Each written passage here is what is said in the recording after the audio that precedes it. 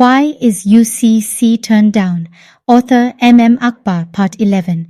Inheritance. The differences begin at the foundations. Muslims have clear and precise rules regarding the distribution of inheritance. They believe that these laws are divinely laid down infallibly in the Qur'an, leaving no room for doubt.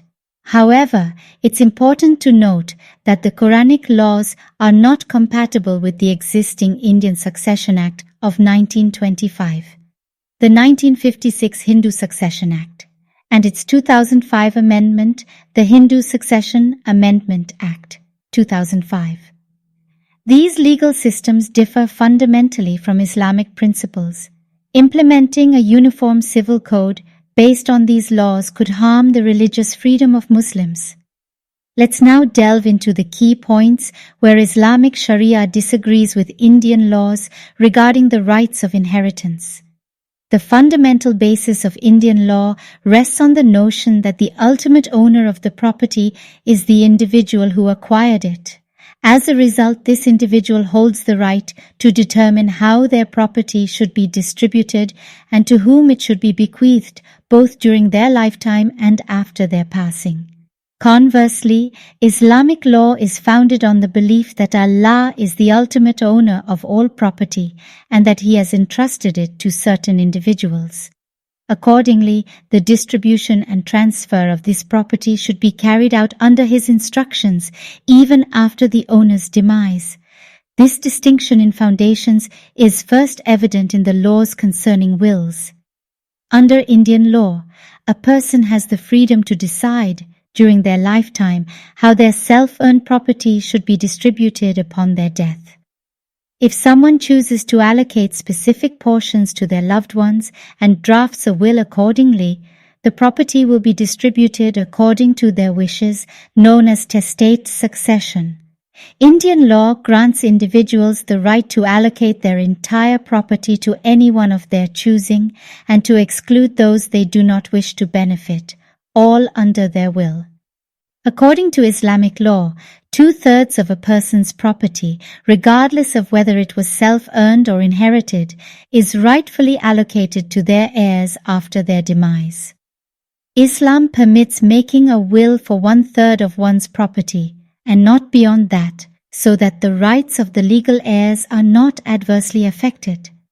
Legal heirs such as the mother, father, wife, husband, son or daughter are entitled to fixed shares from the property, regardless of the individual's personal preferences. Islamic principles do not allow anyone to disregard the inheritance rights of their heirs simply because they may not favor them. On the other hand, Indian laws allow an individual to bequeath their entire property through a will. This is not in line with Islamic values. Islam considers such an action a grave injustice to the rightful heirs.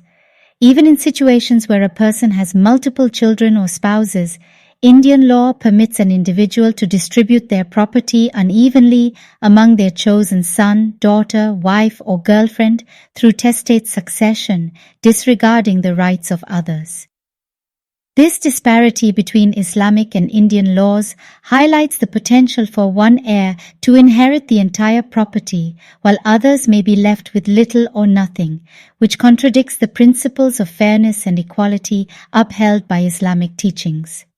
Under Islamic law, the concept of inheritance through a will is not permitted. According to Islamic principles, only 1/3 of a person's property can be bequeathed to non-heirs or preferred individuals, while the remaining 2/3 are distributed among the rightful heirs as prescribed by Islamic Shari'a.